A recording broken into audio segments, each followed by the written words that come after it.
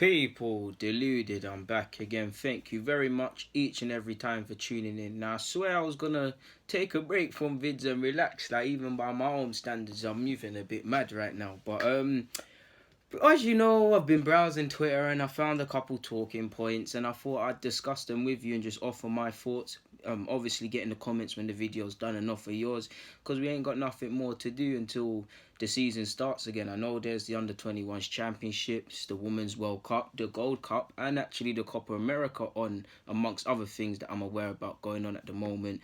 But nothing's quite like the Premier League or the Champions League for us, the Europa League. You lot know where I'm going. So let's firstly talk about Hector Bellerin. Let's get the less interesting stuff out of the way. Now, Bellerin, James Ollie has announced that Hector Bellerin will miss the start of the season as he continues his recovery from his knee surgery. Arsenal had hoped he may play some part late in pre-season, but he won't. So, like I was saying in a video and a couple of videos, he's clearly going to be back, hopefully, because he's not going to be back in September. Back in August, pre-season. He's unlikely to feature in August. We hope for a September, anything from September to November. Hopefully, it's a speedy recovery, people. But as I'm not a physio and things, but as you lot know yourselves, it's a delicate matter. Obviously, we need a right back, and he is our first choice right back, and there's no other out and out right back of decent standard excluding him, really and truly. Maitland-Niles is doing his thing, but he's not a right back. But we need him to be back, man. We can't be rushing people back so they have more problems and things like that, man. And we also need to remember his physical condition. Now, I remember, was it either an interview or a video a couple of weeks ago, the physio or someone that's working with Bellerin. And to be fair, I think Bellerin does a good thing with his vlogs and stuff. You should check it out. Said that he's recovering well and he could even come back in better shape. Now, some of that might be just motivational talk to gas Bellerin to not get himself down. Some of that might be legit, but we just need to take our time with his fitness, people. I just want to see him healthy first and foremost and ready. And then we also need to remember he wouldn't have played for how many months, so he's going to be a bit rusty. Will he need to play minutes with the 23s? Obviously, when he does come back, he's going to be rusty, so we need to give him a couple of games to get up to scratch and be at his best. Probably this is why in an ideal world, people, we should sign a right back. Now, if you really look at it, I'm starting to look at it differently. When you look at it, there's some tools to build a decent back four, but there's a lot of uncertainties, people. We actually don't know who is going to be our first choice centre-half pairing. We don't know. Well, we know it's going to be Monreal and Kohler. Now there's rumours Kohler could be sold and bringing in a left-back, and Monreal needs to sort out his future with only a year left. But it's going to be one of them. At the moment, it looks like Maitland-Niles, that would be mine unless we're going to bring someone else in. He's going to do the full-back role for us.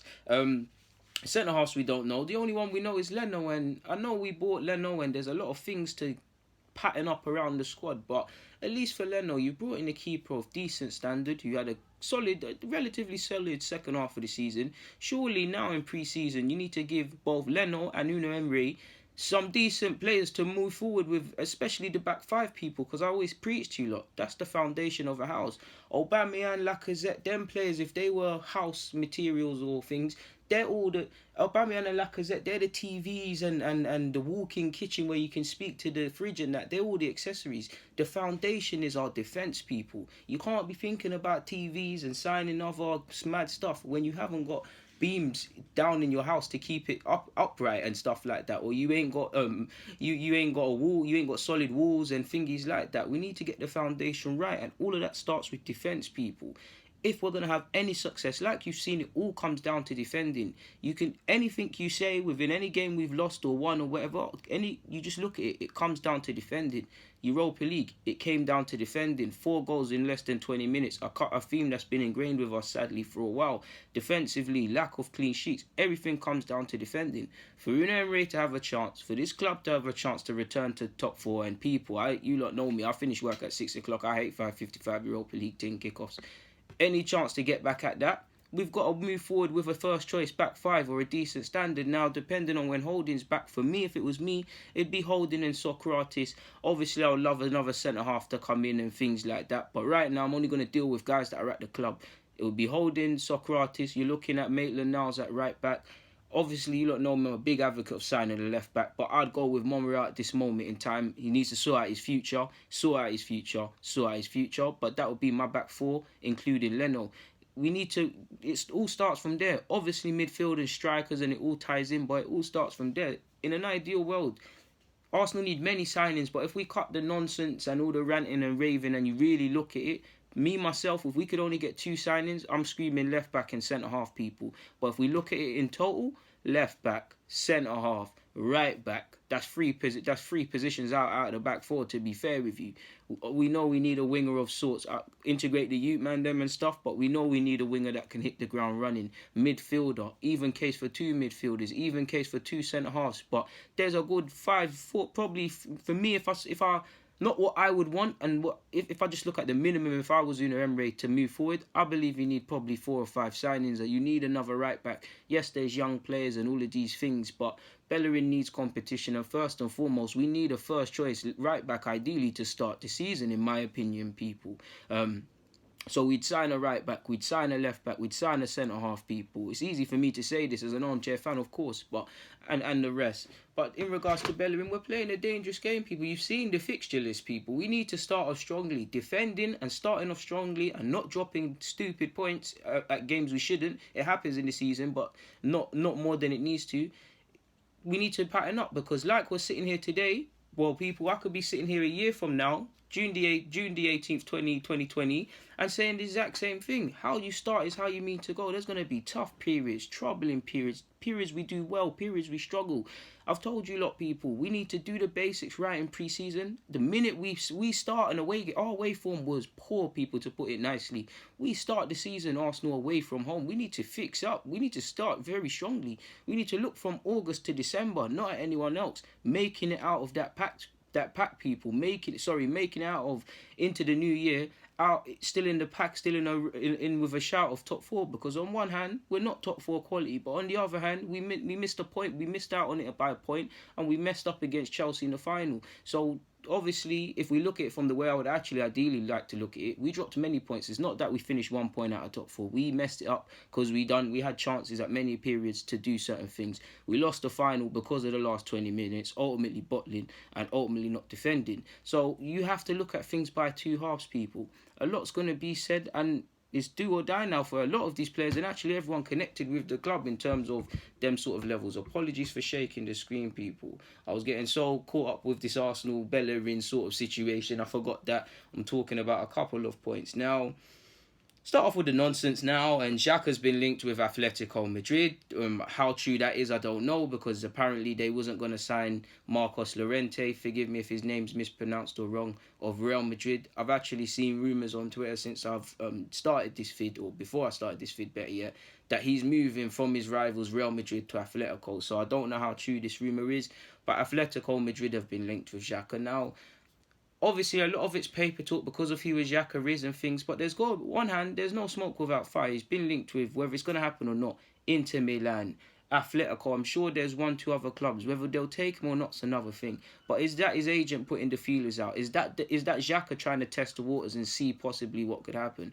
Obviously, again, regardless of what you or I feel about Xhaka, he played a ridiculous amount under Arsene Wenger, and he's played substantially under Unai Emery. So Unai Emery, whether he brings in another midfielder and things change, fair enough. But right now, he's one of Emery's key players, and he's a captain, and he's a trusted member. So it's not that Emery's trying to push him out, it's someone else. Obviously, I believe these rumours, when you see certain rumours so much, there's no smoke without fire, but ultimately it is nonsense. I mean, just the other week, we thought, well, I didn't, I told you it's nonsense, but people thought Xhaka was going for 50-odd million to Inter Milan. What a good ploy that was. I like Xhaka, I just don't believe he should be playing week in, week out. I think people talking extremes with players like him, yes, at times he switches off, he does some unexplainable things, and I think he's very poor defensively. He can couple occasions he's done well, but he's very poor. But I think he's not a rubbish footballer, what people go on. He's got stuff, he's decent. Squad, you can use him. But the problem is, we ain't got them other midfielders for him to be in the squad.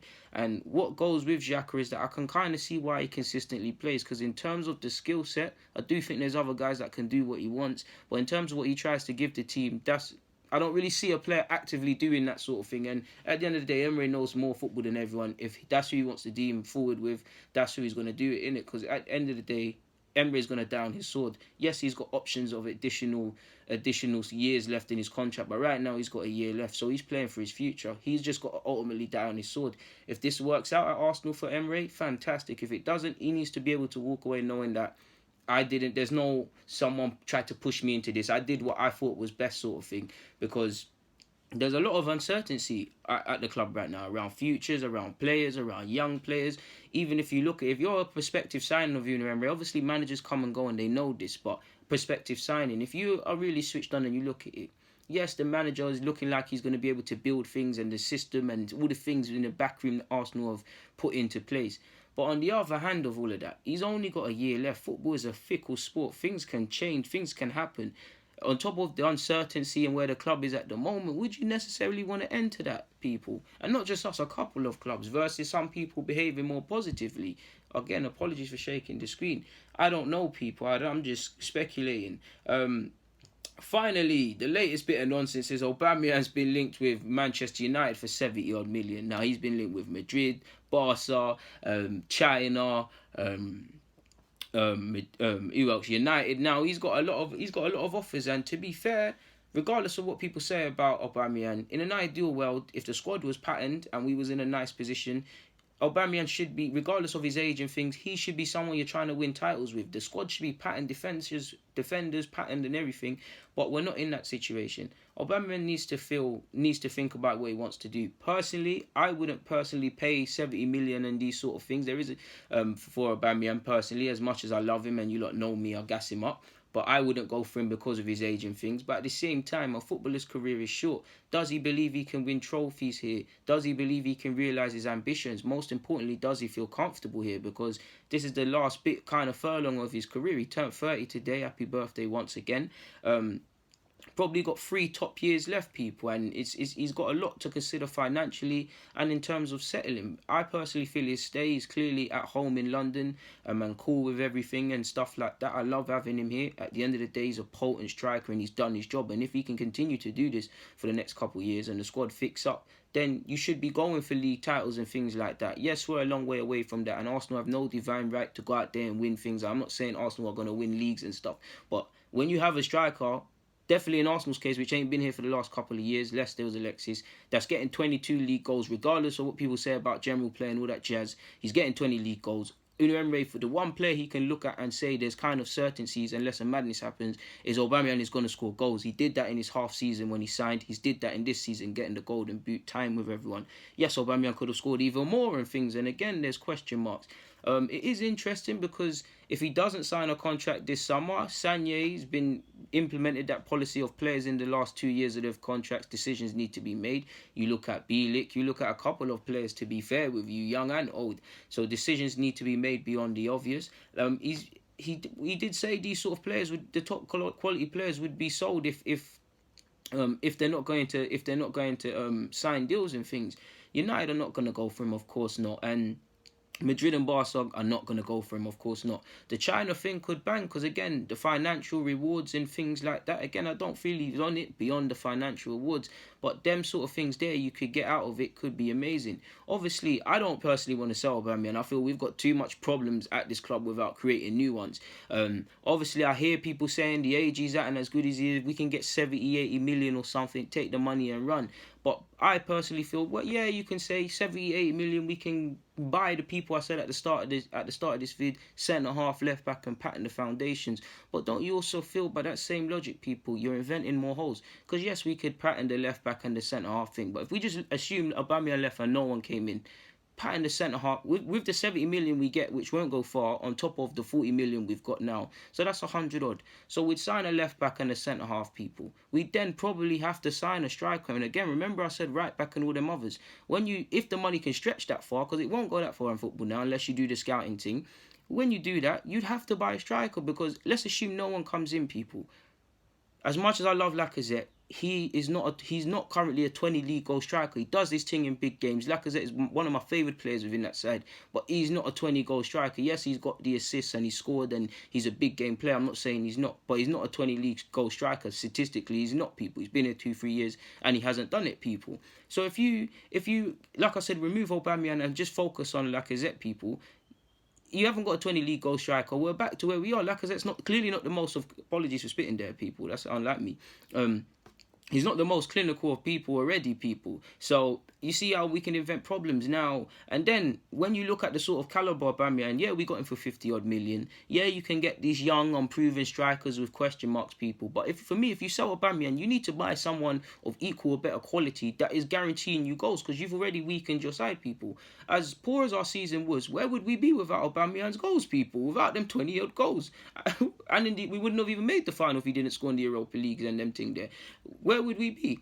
So you have two options. You either sign a young striker and pray hits the ground running and things like that, or you sign two top quality wingers, which again would cost money, or you go and sign another striker like Aubameyang. And again, them strikers there, that if not Aubameyang, players that are kind of guaranteed goals, they're top dollar, people. And like I've said, if we don't have money already and we've sold Aubameyang to raise funds, it's naive to think that 70, 80 million for Aubameyang on top of alleged 40, 50 million that we have, 100 odd, is going to buy you everything you need. The probably 4 or 5 signings, or 6 now, including the keeper, striker, I've lost count. It's not going to do it, is it, people? We need to think about these things logically. You have two options if you sell Aubameyang. You let him go and you sign an equal quality striker, excluding centre-halves and stuff, or you sign a winger or two who, again, are guaranteed goals. And to be fair, okay, Pepe might not necessarily be guaranteed goals in the Premier League, but he's a good player. He's someone you'd be looking at to humour you lot, is what I'm saying. If you sign a winger, sell Aubameyang, and you're not going to sign another striker, you need to sign a winger or two